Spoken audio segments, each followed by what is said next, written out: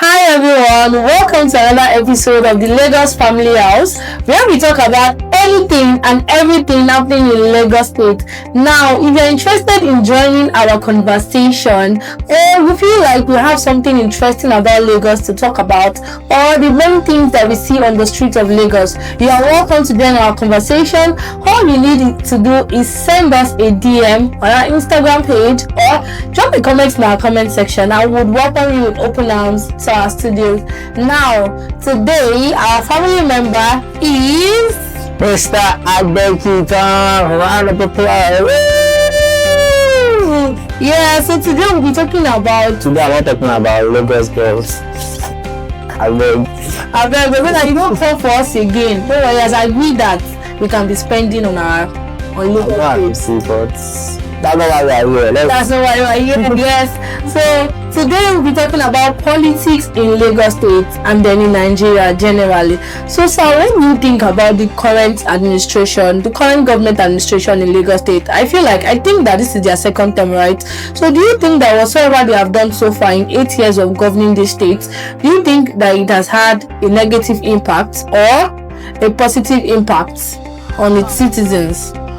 So for me, it's very hard to stay on one side. Like if you say you want to praise this government, that means you are like not paying attention. You are deliberately not paying attention to some lapses like in the government. At the same time, if you say you want to like just condemn this government, that means you are also like putting a blind eye to like the other things that the government has been doing, right? So it's a very dicey question because if you think about it, there are things that the government has done that one or the other has made life easier. But at the same time, there are still like a whole lot of things like lacking that we are still like hoping that comes into play.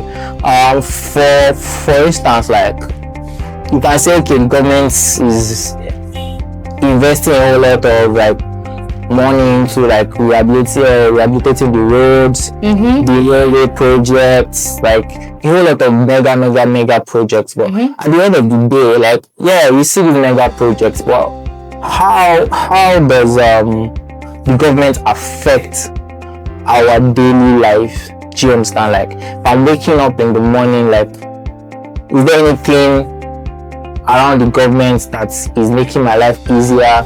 Is the government putting food on my table? Do you get? Is the government making my business easier? So I'm not saying they are not doing things, but at the same time, what they are doing, does it have like a direct impact? Because I'm someone that I usually feel like the government is too distant from the citizens. Like they have their things, but if, for example, you are not working in the public sector, you are not a member of any political party, there's a way your life would feel that would make it seem like there is no government, like my everyday living has nothing to do with the government. When in reality that's not true, but that's just one thing I think needs to be worked on. The government is doing what they can, but there's still a whole lot for them to be done. Yes. So sir, in terms of basic amenities, do you think that this government has tried? Because I don't think you can easily pick up your phone to say you want to call an ambulance and that ambulance will get to you in the next 5 minutes. You know, we've watched movies that even in some countries they are able to like quickly pick up their phone and dial 911. We've had this when people say, oh, it's just film. So and somebody said, oh, it cannot just be film. It means that it is what is currently happening in their system. It is what is currently happening in the country. When you see that you watch a movie here that is produced here in Nigeria or here in Lagos State, and you see that when something happens in that movie, they are going about to call 911. It maybe says something that it is not working. So do you think that the government has at least in a way provide basic amenities for its citizens?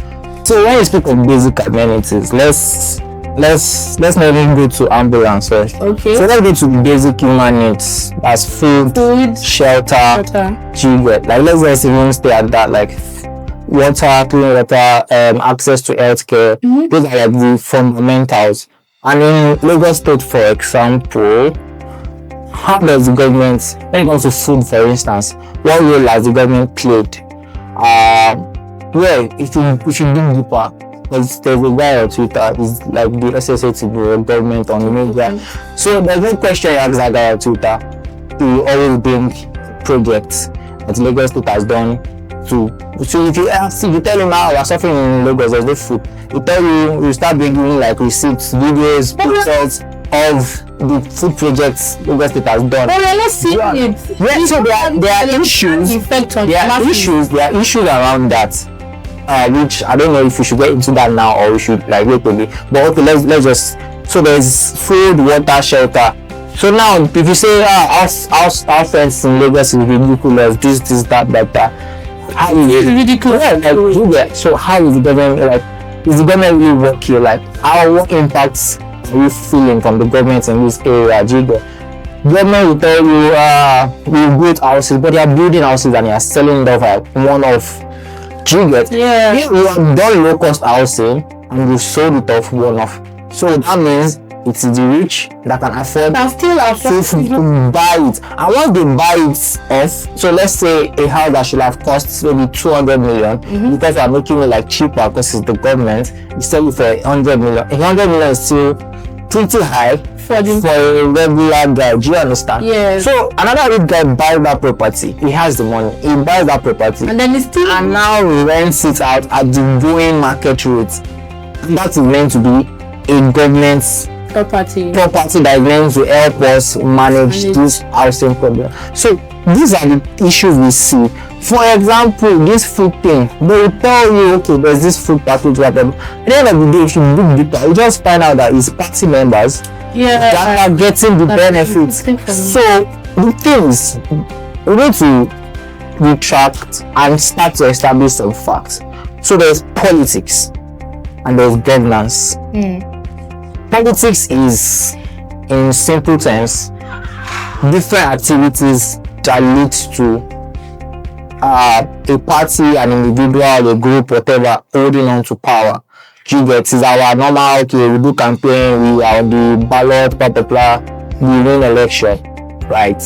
Then after politics, after the whole campaign and election thing is over, you are now the governor, you are now the House of Rep member, you are now the chairman. At that point in time, it's no longer politics, it's now governance. And the difference between politics and governance is that in politics you have to key in like the interest of your party people. Do you understand? That's where we're like chasing, that's where we're driving. Not even the interest of the masses. No, at that point it's politics is my party has to win this election. Do you get?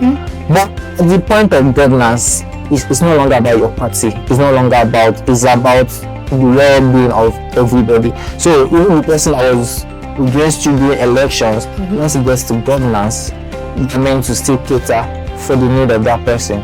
You get?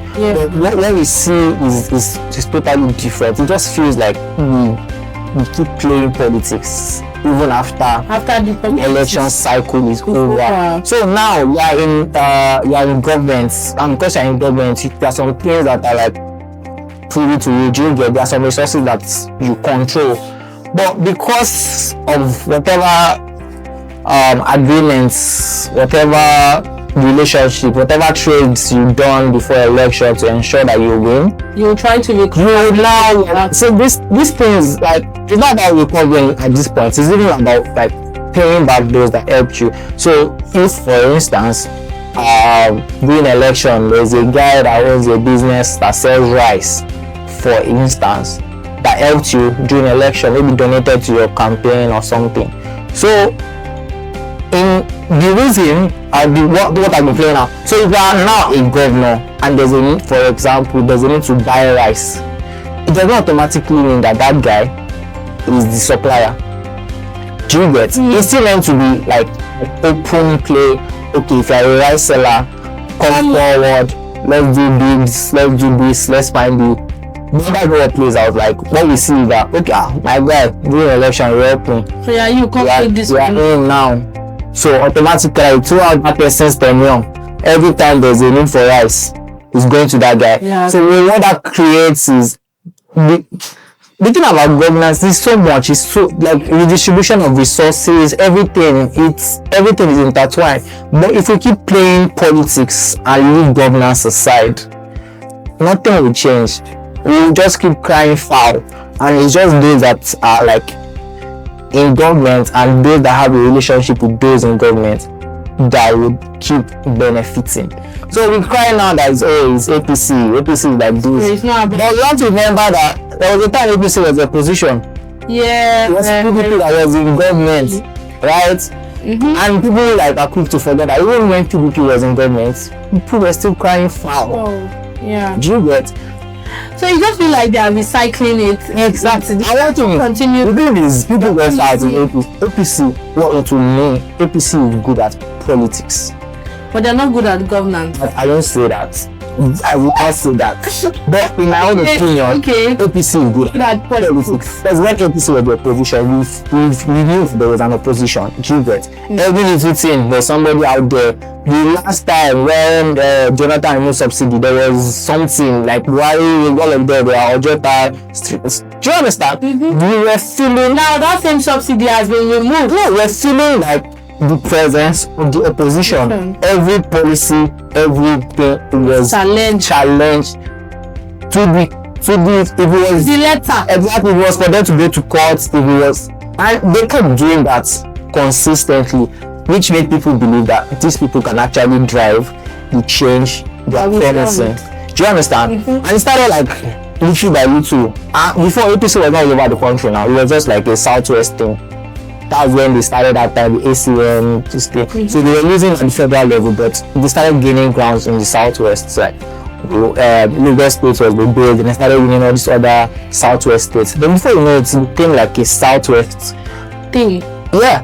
And they tried, they did, like people, whether I like Tinubu or not, Tinubu is good at this thing called politics. Because yes, so we started this whole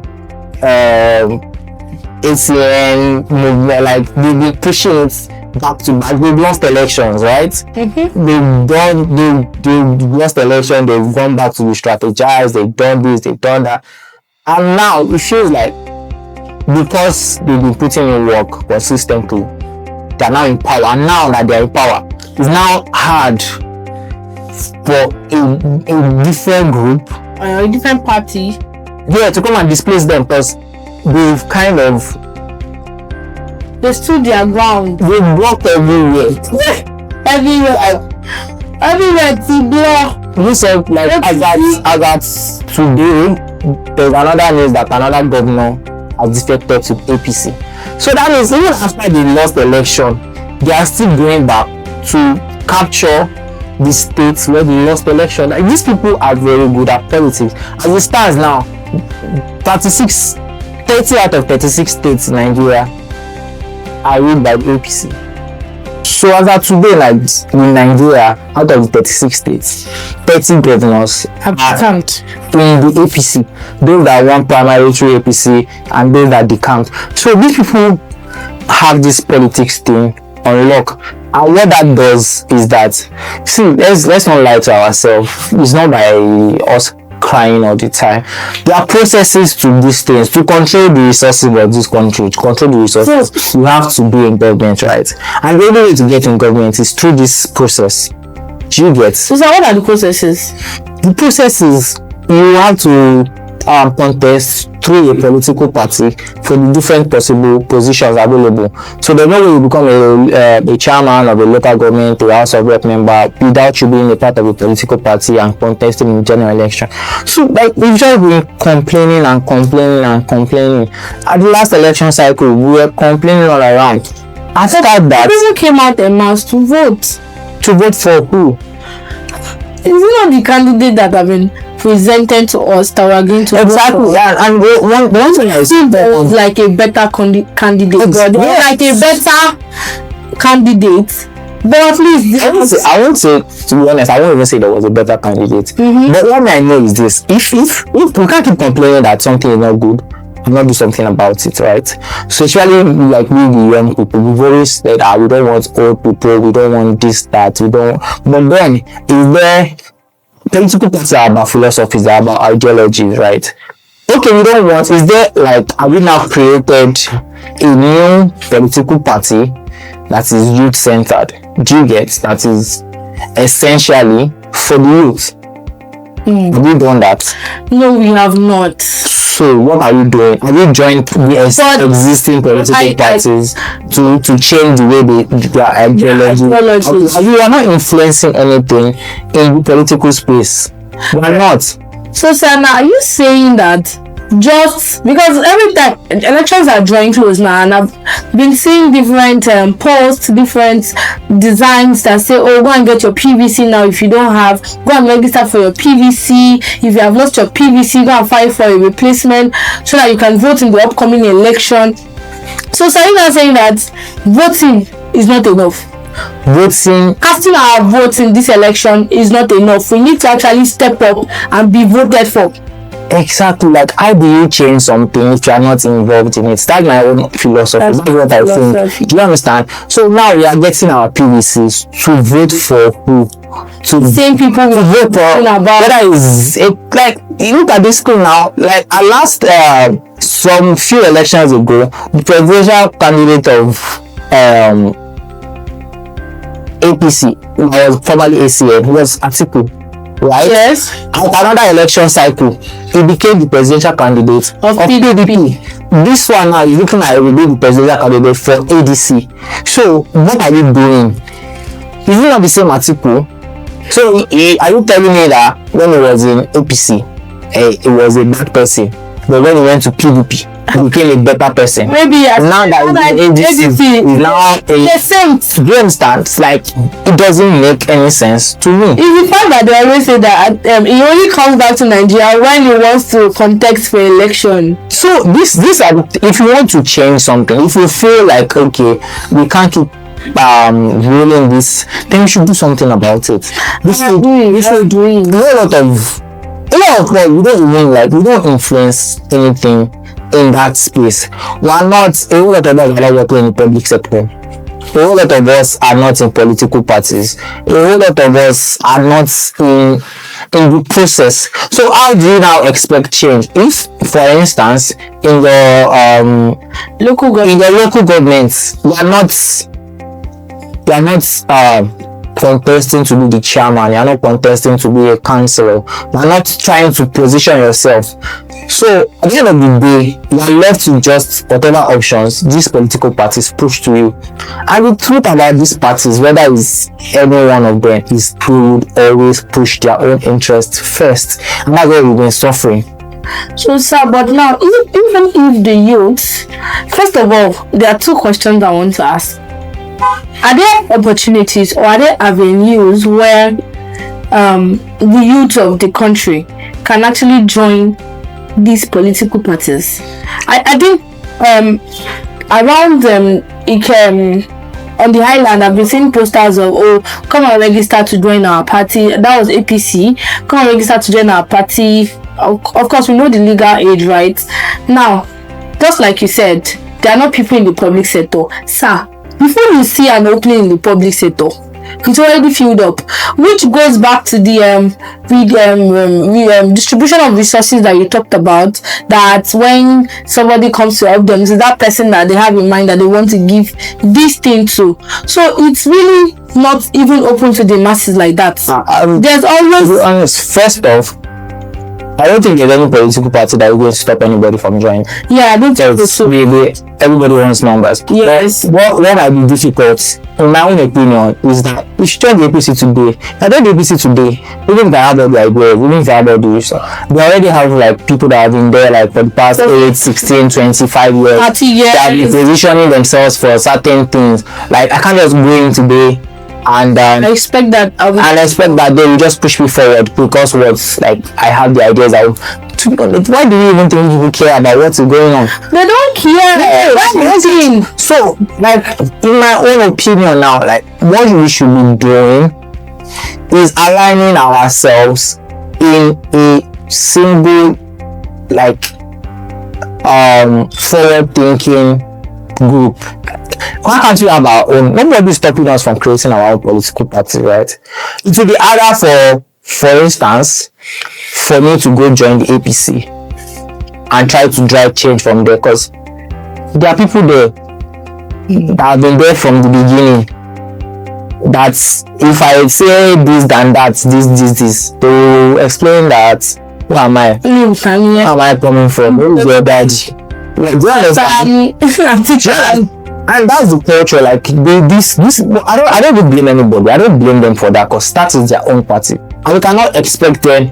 You can't come into my house and decide how I will for me, right? So if that doesn't work, let us go and create something that we think works for us. It doesn't have to be like people. We'll start from the presidency.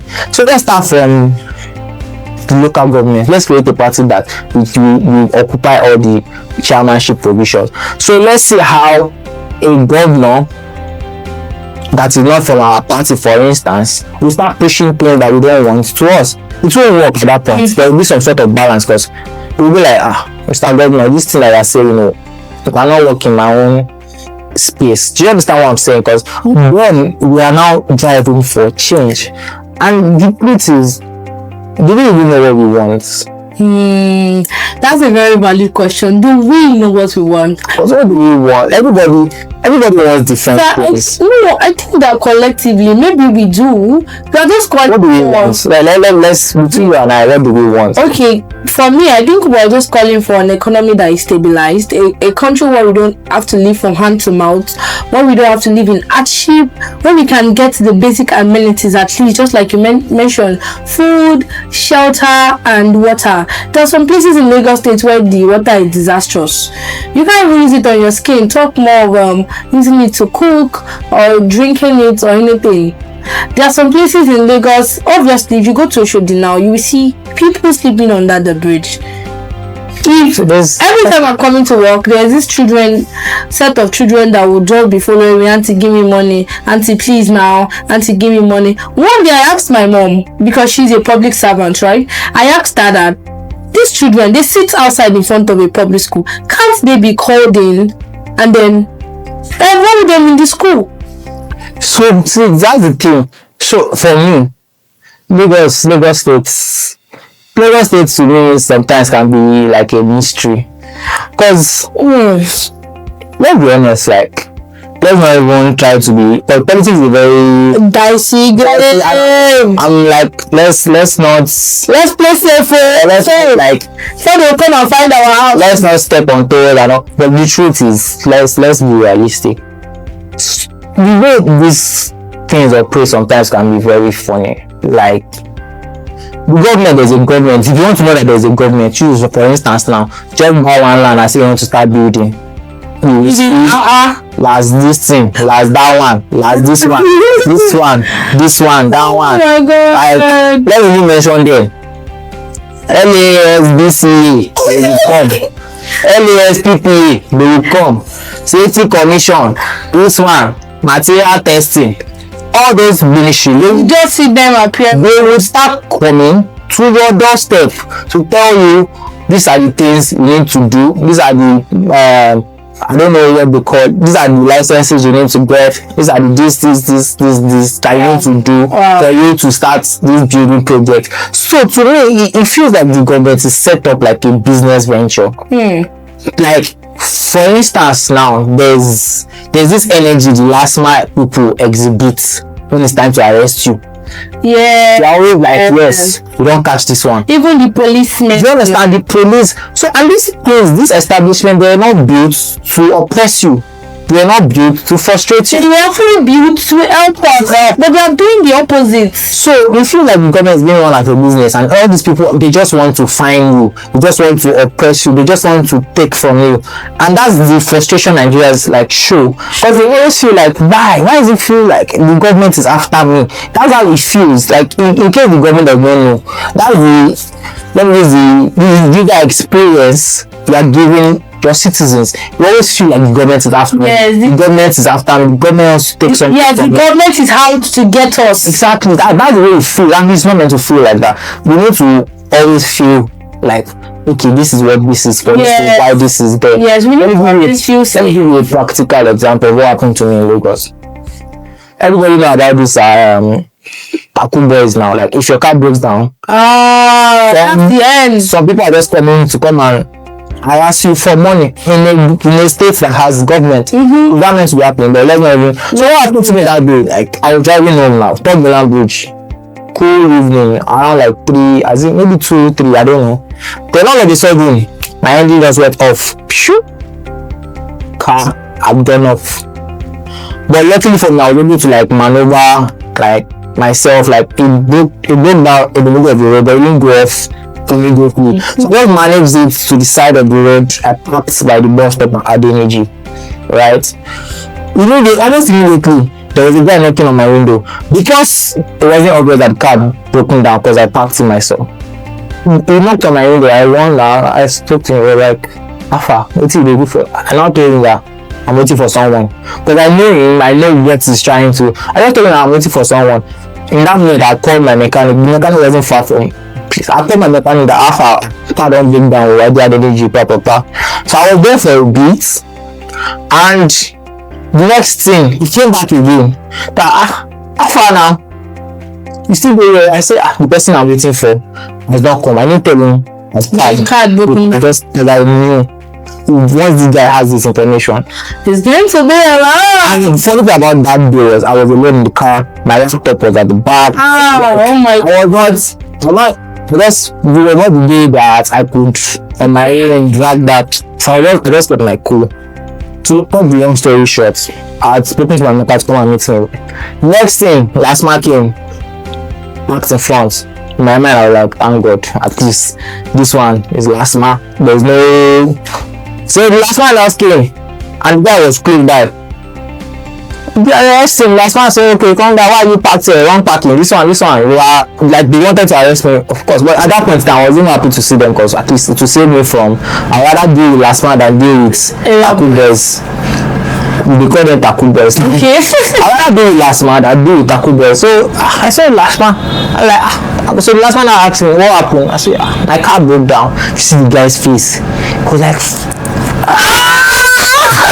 I don't catch you on the face. Yeah, like he almost came to me. It was like this. It was like finally. Yeah, no, like he was angry that no, you know the last man were there. Yeah. They stole my vehicle. So he was angry that he did not know that the car had broken down. That would have extorted me at that point. But last man came and so let me tell you the last man. So at that point in time, okay, the government has come to save me, right? God, last one is a government establishment. My car broke. Nobody wants their car to break down. I would not want. Actually, nobody wants their car to break down. So the last man that came now, they parked their very vehicle. They're like, I told them the car broke down. The guy was so angry. He wanted to even punch me. That I lied to him. I shout told the last man. The last man guys were now towing my vehicle. You know, the thing that now annoyed me is this. He told my vehicle, my mechanic's place was just like 10 minutes away, and the funny thing, we're going to pass by that place to the office that we're towing me to, right? And I told them that, see, okay, my car is broken down, you are towing me, I agree, why can't you just tow me to the mechanic workshop and I'll pay for the towing? They're like, no, if I want them to tow me to my mechanic workshop, you will pay for. I'll pay. No, normally you pay for towing standardly. I think the standard price is like 10K or so. So like if I want them to tow me to my mechanic's place, I'm going to pay like times 5 of the amount that is like usual for like if they tow you. Like, and they were going to pass by the office. So the funny thing is, they towed my car, passed by the mechanic like this, towed me all the way to their yard, to their office. That was step 1, right? So when I got to their yard, they had told my car, of course, that the car broken down. Listen. Then my mechanic had told me like I was no longer there, that I was now at the last mile place. My mechanic got there, and the next thing they are saying is, you cannot repair a vehicle in this. And I'm like, Jesus Christ. So, oh God, like, just like, you cannot, no, the mechanic cannot touch the vehicle in their compound. That he has to fix it outside. And I'm like, why are you making life hard for me? I did not say I was not going to pay for towing. I don't intentionally want to let my car break down. But the thing that would have made me like the government, in essence, is making me frustrated with the government. You told my car, pass by my mechanic, and now you're yard. My mechanic is here. Let him check what's going on. Let me be able to fix this car. You're telling me you cannot fix the car. So what is your purpose? Are you here to find me? Do you get? So that's the only thing they were like particular about. They were just particular about the fact that they are getting a victim today. They were just writing, okay, you pay for this, you pay for that, if your car stays overnight, you pay for demurrage, you do this, you do. I'm like, guys, you just told my car, pass my mechanic. We could have just done this, taking it to my mechanic, I'll pay for towing. It should have been a good government help to do. Yes. For no, that's not what happened. They are even frustrating me more. How do you expect me to repair a car that is broken down in your garage? You don't want me to do that. You don't want me to, you're expecting me to now pay the vehicle again. After I pay all the fines, I'll not pay for another. Like, it didn't make sense to me. And that's the way most of them operate.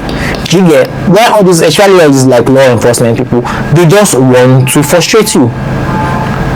They shouting this. How many times have you like seen the government come to your doorstep to come and educate you about something?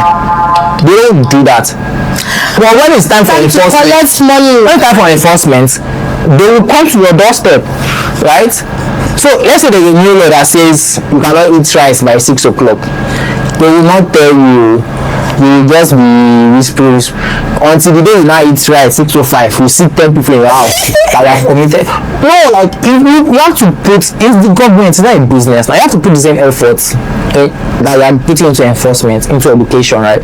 You tell us, okay, this is how to do this is how to do that. Like I think the government is just running, and it doesn't make sense. At the end of the day, that's why you feel frustrated. Because why will Lasma told me pass my mechanic and tell me I cannot even repair my car in the yard? So what then is the essence? Are you just bothered about, like, is your concern? They are just bothered about the fine. The fine, exactly.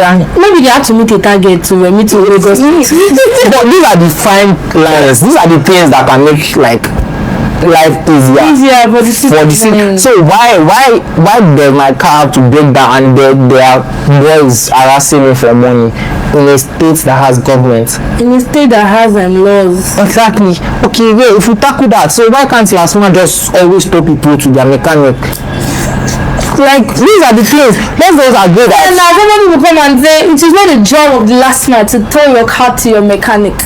So it's their job to do what? It's their job to find you and extort you. So if let's say, for example, now we are all agree. Okay, Lagos State puts out like a list that okay, Lasma will do you from this place to this place at an agreed fee. Just as if I know that Lasma, if you want to tow me from Lagos Island to Yaba, it's 10k. Everybody knows it's 10k. Do you get? And then they need to make the payments maybe on the meter or something that doesn't bring room for bribery and all that. If my car should break down, I'm at peace. If Lasma wants to pay me, I'm at peace. Because I know that, okay, why are you paying me to this point? I have 10k to pay you. At that point, it feels like the government is even helping me. Right? So these are the utility things. And you'll be surprised to know that Lagos State has a whole lot of ministries that is there to help the citizen.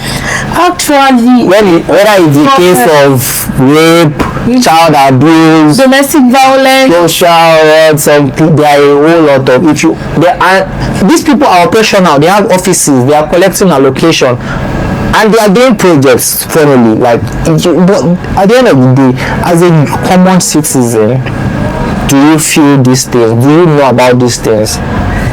Is this something we have access to?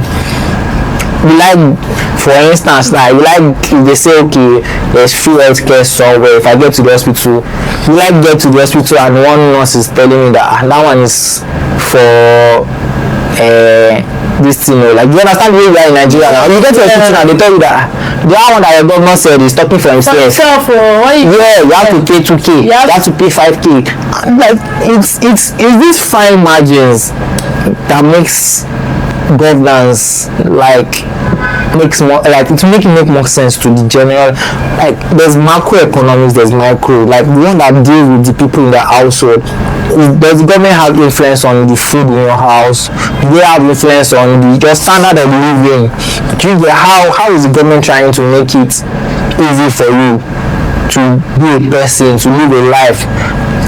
I'm a business owner. I don't think I've ever seen any come and take this single digit loan from the government. Single digits, like with less than 10% loan.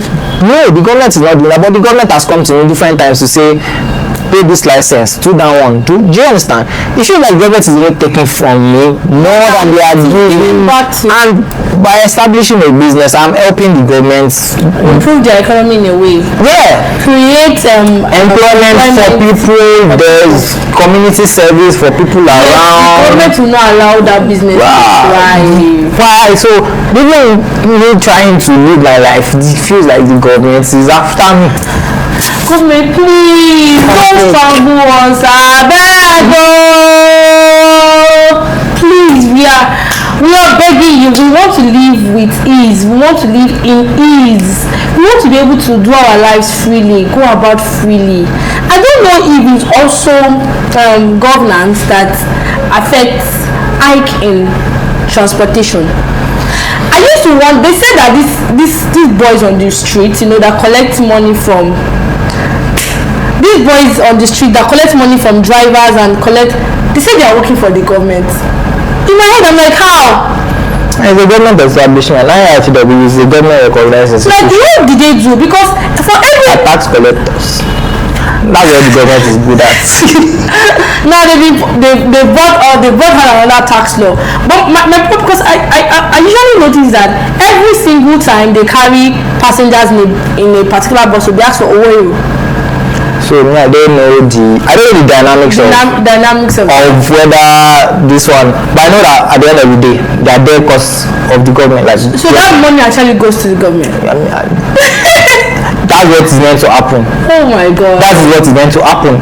So that's what I'm saying. Like, we need to move.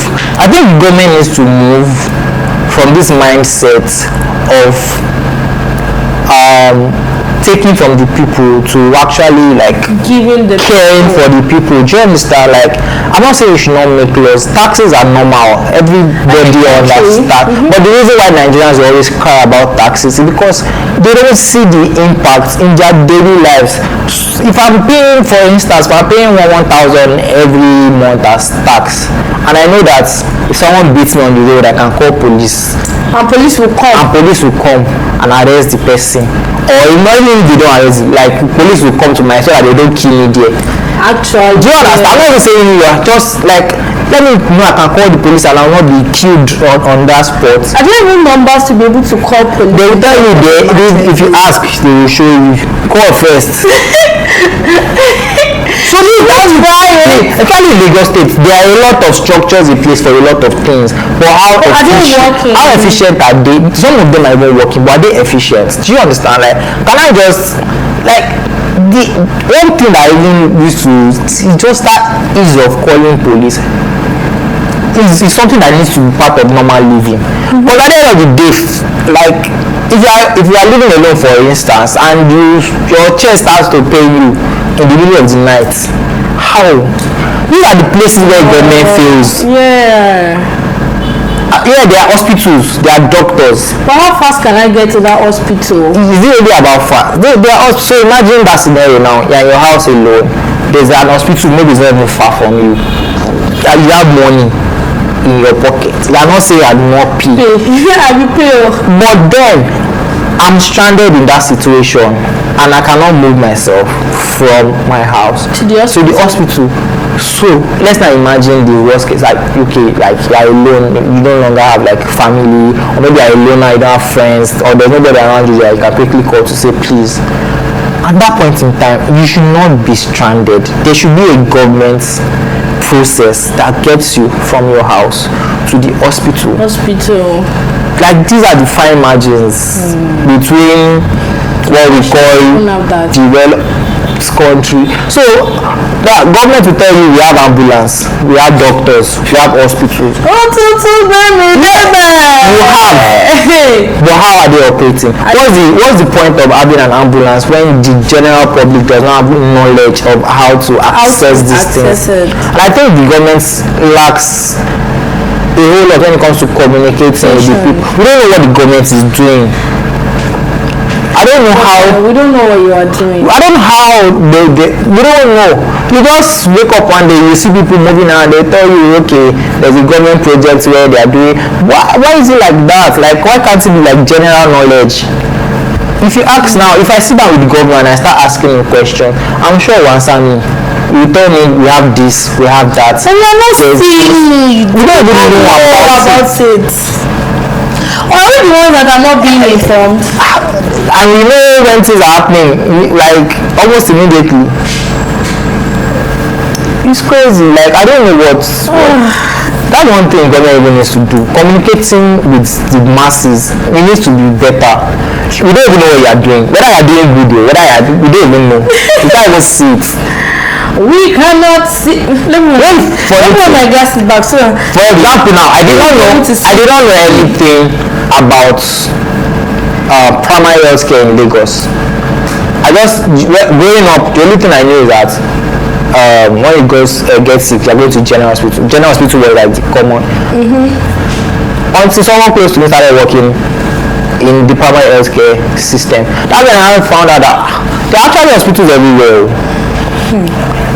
There are actually primary health care centers almost everywhere. Another thing is that are those primary health care centers fully equipped to what? They are equipped. They have doctors. They have drugs. So they have no. It's just lack of information.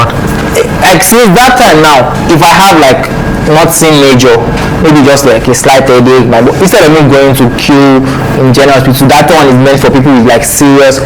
I now know that okay, there are primary health care centers I can just easily go and I'll see a doctor. Even dentists, some of them have dentists. Yeah, America has a dentist. They have dentists, so it's there. If you ask the governor knows that, but do you know that? No, we don't. A lot of women, they don't even give birth in like the maternity hospitals. They don't let them give birth in those primary health care centers. But like, how is that common knowledge? And it should be common knowledge. Everybody should know that if I'm having a headache, I don't need to go and queue at the general hospital. I can just easily go to like the closest one nearby and I'll still meet like a qualified doctor. Do you understand that kind of situation? So I think basically what we have highlighted right now is that government needs to talk to us better. You need to speak to us. Let's know what's going on. Let's know what we have. Let's know what we don't have. Let's know how we can benefit from these things. Then governments, why you are not stop treating us like you are here to take from us. Give to us too. Right? Give to us. Give to us more than you are taking from us. All we are asking for in essence or in a nutshell is that you see us. Right now it feels like we are not being seen. Our needs are not being seen. On your end, you are saying that those needs are being met. But we are not seeing it. We're not seeing it. We're not seeing those projects. And it all boils down to lack of communication. So you need to talk to us properly. Your channels of communications need to be updated. It needs to be structured. The systems you have put in place, I think you need to, the government doesn't take feedbacks. Maybe that's the thing. Maybe the government doesn't take feedback. I don't even know. I don't know. But that communication is very poor. Yes, there's no way to even give the government feedback. But the party people know. People in the party, they know what's going on. They know what the government is doing. But no, so if the party people are knowing what the government is doing, your citizens need to know too. You know these people that you just be hearing your parents say platform. Move a low platform. That's where they are getting all the information from. Platform. That should not be here. Should worry platform here. Our office. So why don't you have our own platform? Maybe we should create our own platform. You don't tell us the information.